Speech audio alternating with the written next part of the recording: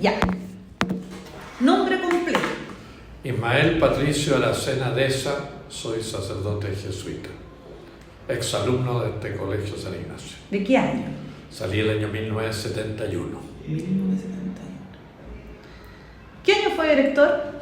Del año 1996 al 2003. 2003. ¿Usted recuerda cómo funcionaba el colegio en el año 1970 aproximadamente? Sí, o sea, yo tuve todos mis años de colegio aquí y en el año 1970 había normalmente dos cursos por nivel, normalmente. Después hubo algunos años que hubo 3 cursos y había 3 ciclos. Primer ciclo hasta cuarto básico, creo, quinto a octavo, segundo ciclo, y de primero a cuarto medio un tercer ciclo. Distinto ahora que hay 4 directores de ciclo. En ese tiempo habían 3 directores de ciclo. Y en ese tiempo el rector siempre era jesuita, había una comunidad jesuita bastante grande que ocupaba el lugar que estamos ahora, unos 12 jesuitas viviendo aquí en el colegio, y normalmente tampoco no era por el tiempo que hay ahora los directores del equipo directivo de 3 años o 6 años, sino que yo recuerdo a 3 directores de ciclo que han estado 15, 20 años de director de ciclo.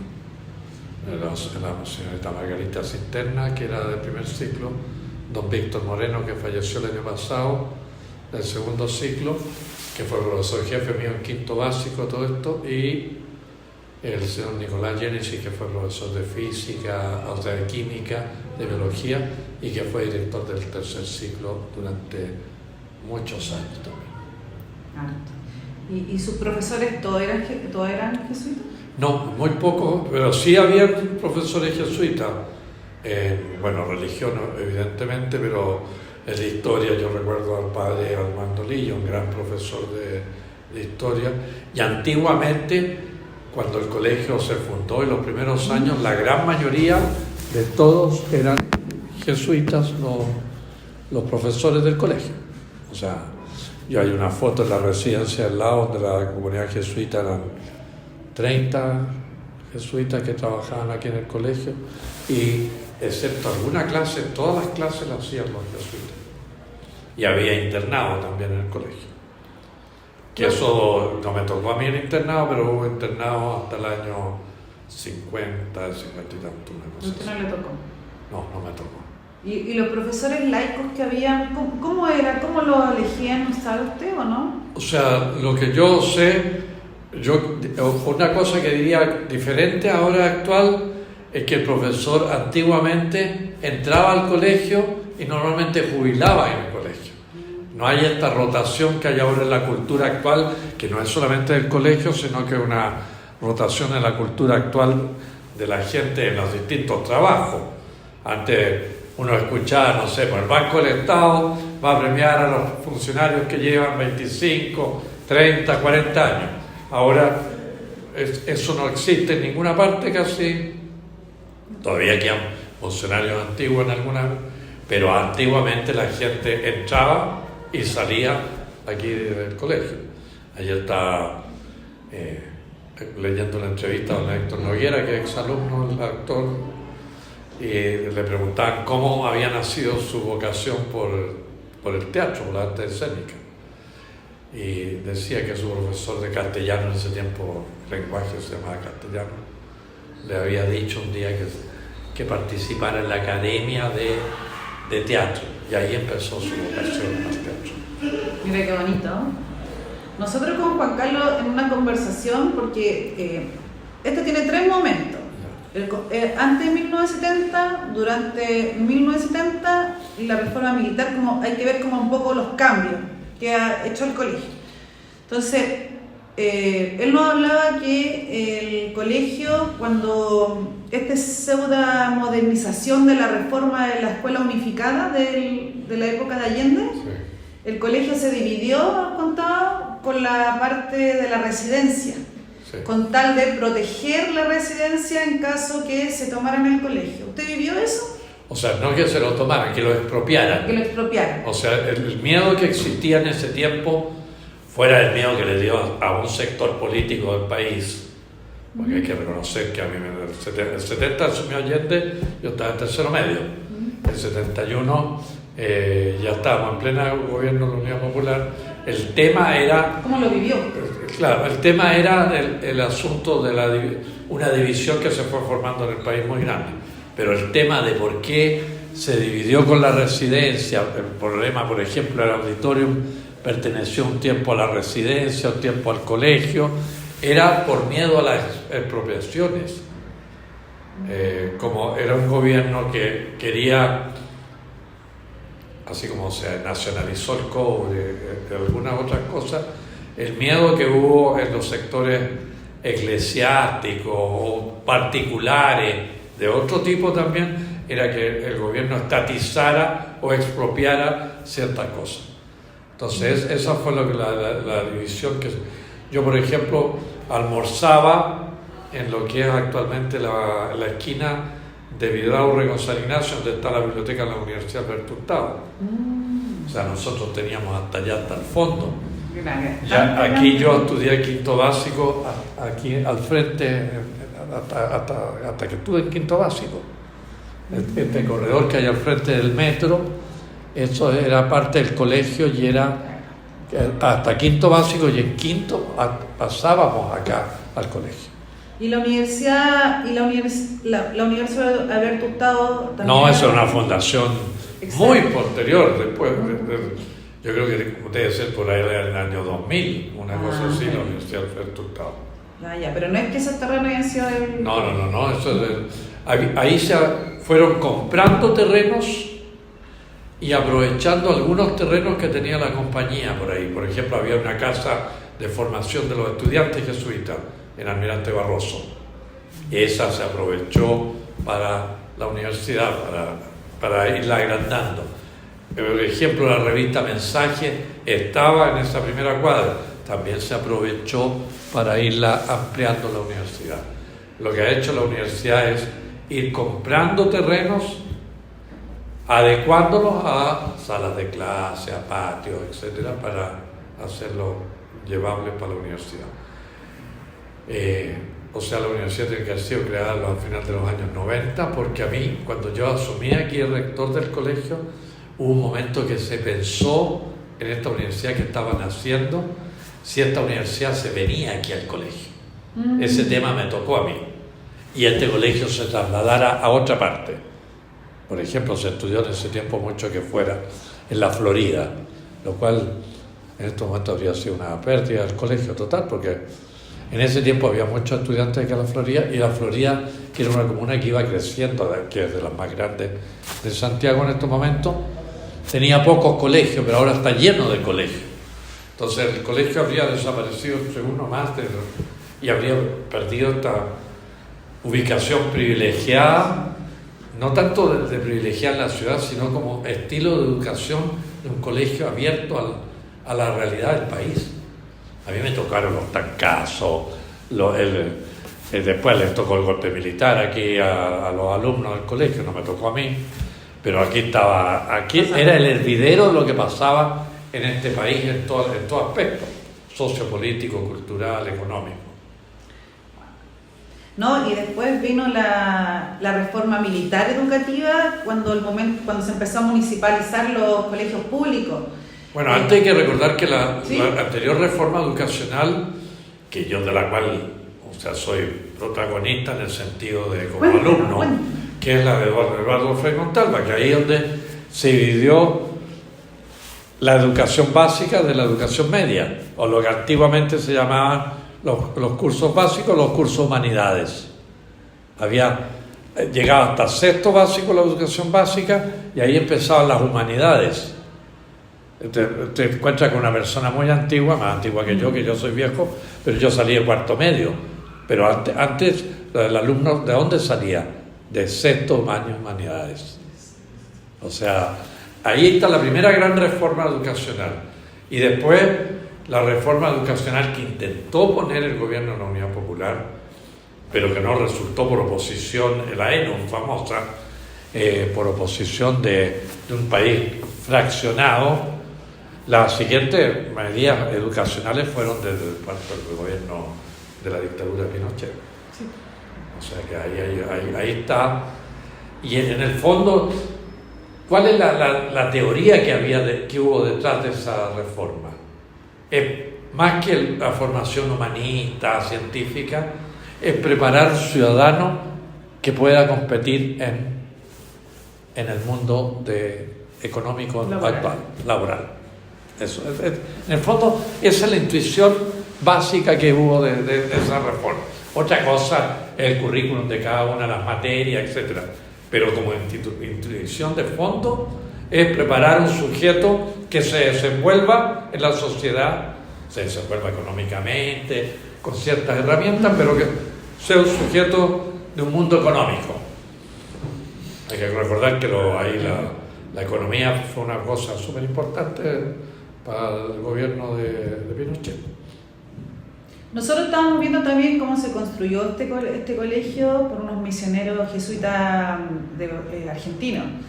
Y yo lo que quería consultarle, si usted tuviese que hacer una comparación de la participación de las familias de antes, dentro de su experiencia, a las de hoy en día, ¿qué dentro de lo que es la fe, dentro de la ayuda social, ¿cómo podría usted comparar? ¿Son iguales? ¿Se mantiene?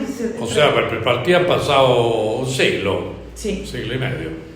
Eso, ya la sociedad misma ha cambiado. Aquí fue un colegio que, de alguna manera, durante muchos años, junto con los padres franceses, el liceo alemán, educó a la clase pudiente o aristocrática del país. O sea, si uno registra en los 1800 y tanto, 1900, son las familias que influían en la cultura. Entonces, yo diría que primero partamos la base que cambió el tipo de sociedad. Segundo, yo diría también vivíamos en una sociedad que se llamaba cultura de cristiandad. O sea, eso ha cambiado radicalmente. Ahora vivimos en una sociedad, gracias a Dios, también más laica, secularizada, en que entran otros ambientes. La familia que venía acá era una familia católica normalmente, de clase más privilegiada, sabiendo que había siempre alguna. Y después entró un tema aquí en el colegio de becar alumnos, también para que algunos alumnos pudieran así, tener la oportunidad de formarse bien en este colegio. Lo que ha cambiado también es la cultura familiar, es decir, a propósito de la pregunta, o sea, en nuestro tiempo jamás de los jamases, una familia dudaba de lo que estaba haciendo el colegio. O sea, se sentían que el colegio les estaba educando a los hijos y había que apoyar al colegio 100%. Yo en mi historia escolar recuerdo una sola vez que le critiqué una cuestión de aquí del colegio a mi mamá. Y mi mamá fue clarísima, me acuerdo del mensaje. El colegio dijo esto se hace. O sea, entonces, yo no podría comparar, no decir esto. Sí creo que ahora muchas veces los apoderados son clientes, muchas veces no confían o no sienten que sus profesores son colaboradores. En el tiempo nuestro el profesor participaba de la vida familiar. La esquina se reunían normalmente, incluso cuando yo salí del colegio, muchos años, el tiempo que yo mismo era rector, se reunían casi todas las semanas en convivencia con el profesor jefe. Ahora el profesor o la profesora jefe no quiere saber nada de temas de colegio, no porque no sean agradables, sino porque interceptan mucho su labor formativa. No creen, hay grupos pequeños, pero que a veces hacen insoportable esta relación que tendría que ser de colaboración, que ahí es donde yo creo que está el principal problema en este momento. Digo, en el tema familiar, colegio, este tema de colaboración con la labor educativa que realizamos aquí internamente en el colegio. ¿Y en la fe, cómo los ve usted? O sea, estamos viviendo en una sociedad que la fe no es lo principal. La fe es una cosa más particular, es una cosa que se vive en forma más privada, no hay una sociedad. Antiguamente, Semana Santa, por nombrar un ejemplo, todas las actividades en el fondo giraban en torno a lo religioso. O sea, había una radio que tocara, no sé, música rock, esos días pasaba a tocar música clásica. En esos días se hacía ayuno en todas partes. ¿Qué cosas se mantienen? Esto no, como tradiciones, pero que no representan nada. No sé, comer pescado porque no se podía comer carne en vez de comer carne. Pero la asistencia a los ritos religiosos, eso, claro, que eso varió en forma radical. Y algo, ya que tocó el tema de la tradición, ¿qué encuentra usted que se ha mantenido en el colegio? Yo lo que creo que se ha mantenido el espíritu de formar personas que puedan influir en la sociedad. Desde cualquier punto de vista, que aprovechen las cualidades para que sean personas conscientes de lo que pasa en el país, de la realidad del país. Y ojalá que puedan vivir el espíritu de Ignacio, ojalá seguir a Jesucristo, pero si no, por lo menos que sean personas abiertas al mundo. Yo lo recuerdo claramente, mi papá era ateo, y el profesor jefe, del cual estamos hablando de aquí en la oficina, un compañero mío le preguntó: aquí estamos saliendo a algunos que no creemos en Dios, al salir de cuarto medio, después están todos los años de vida en este colegio. ¿Qué dices tú de esto?, le dijo, como poniéndolo a prueba. Y él dijo lo que acabo de decir yo. Me encantaría que pudieran creer en Dios, por algo estoy aquí como jesuita. Me gustaría que pudieran seguir radicalmente a Jesucristo. Pero lo que sí, si no lo sigue, sería un fracaso, es que no aproveche al máximo las cualidades, no agradezca lo que tiene y no respete al más pobre, no se preocupe por los problemas del país. En el fondo, vivir en individualismo que no conduce a ninguna cosa. Tiene toda la razón. Y estas actividades que hace el colegio, que no lo hacen todos los colegios, trabajo de invierno, trabajos de fábrica, eso bueno, se mantiene. ¿Usted vivió eso? O sea, yo recuerdo que en el colegio, más o menos de haber estado en primero medio, una cosa así, se suspendieron las giras de estudio. ¿Cuando usted estaba en el colegio? Sí, cuando yo estaba en el colegio, para hacer trabajos de verano, trabajos de invierno, todas esas actividades que conocemos actualmente. Y la intención de eso fue: hagamos alumnos conscientes de lo que pasa en el mundo actual. Y eso se ha tratado de mantener como una cosa del espíritu mismo del colegio, que en su tiempo causó bastante revuelo. Yo me acuerdo que mi mamá llegó, dijo: este colegio ya no es como antes. Esto lo hemos escuchado, no es como antes millones de veces, en cualquier aspecto, en deporte. Y hubo compañeros míos que algunos papás los sacaron del colegio porque el colegio se volvió comunista. Claro, ahora no vamos a hacer gira de estudios, sino que vamos a preocuparnos de los más pobres, de los más necesitados. O sea, y además, ¿qué año es aproximadamente? 60 y tantos, años 60. ¿Pero antes no se hacían acciones sociales? Acciones sociales, pero que eran más individuales, más que una salida de campamento. Ya. Si tú lees la vida del padre Hurtado, el padre Hurtado, siendo profesor aquí en el colegio, invitaba a alumnos a ir a la población, invitaba a alumnos a recoger los niños en la noche, pero no como una actividad, es decir, pasó el encargado pastoral claro, sino como acciones connaturales que había que estar.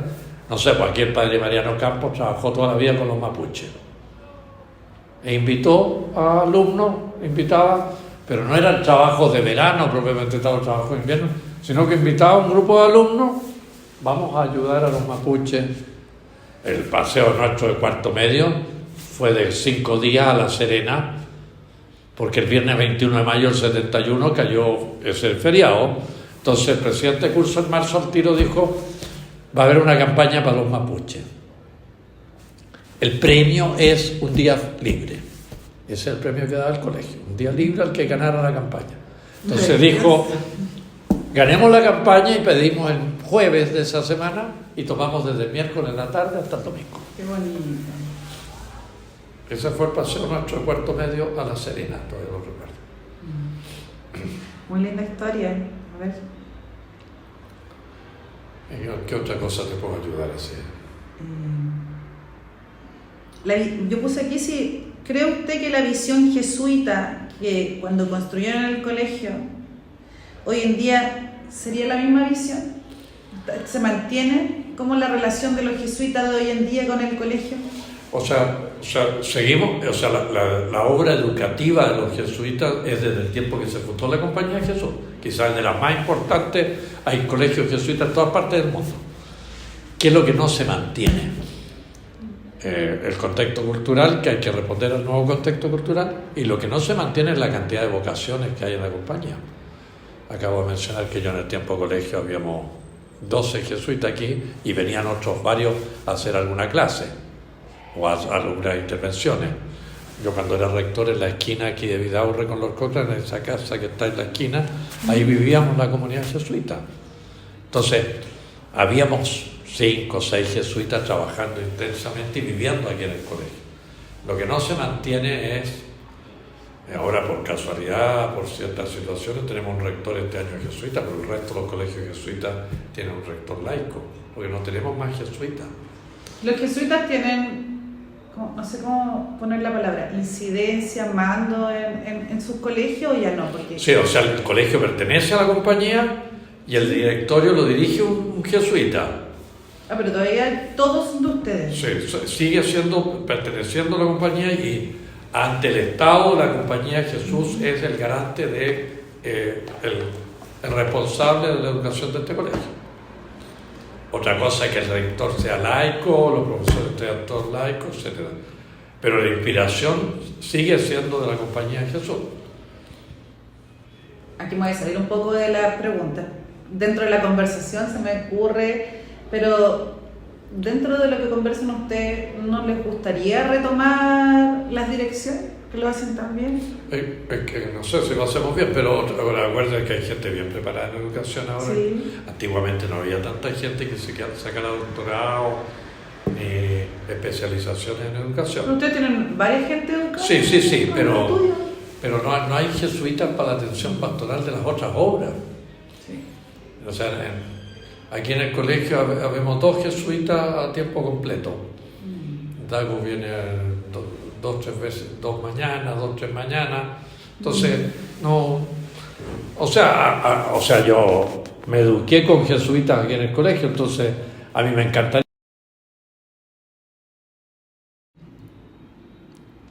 ¿Cuánto se cortó? ¿Cómo, que era la pregunta, cómo la admisión de los estudiantes antes y hoy? Bueno, ahora hay muchas reglas que vienen dadas por la sociedad, dadas por la institución. Pero siempre fue así como con entrevista a la familia. Yo diría que hubo un tiempo en que tenía que ver más con que no había esa o sea, si alguien conocía a un sacerdote jesuita y ese recomendaba a la familia, esa familia quedaba, digamos la verdad, no había recomendaciones. Siempre hubo algunas pruebas de selección para algunas personas, pero el que tenía, ya utilicemos una terminología chilena, un pituto, entraba aquí al colegio. Ese no era, yo no recuerdo haber dado un examen para haber entrado aquí al colegio. Tenía un medio tío que era jesuita, mi abuelo había estudiado en este colegio, yo revisando el catálogo de 1900, mi abuelo estudiaba aquí. Entonces, la familia quería... ¿Toda su familia? Quería que estudiara acá. Entonces había una mezcla de mucho de conocimiento de los curas con respecto a las familias que quisieran venir. Ya después se fue diversificando esto de... No había equipo de familia. El equipo de familia por primera vez se creó que yo me siento que no había ningún colegio. Yo creé, cuando siendo rector, a mí se me ocurrió que tenía que haber un equipo de familia. Que hoy todavía está. Que hoy todavía está, y casi todos los colegios tienen equipos de familia.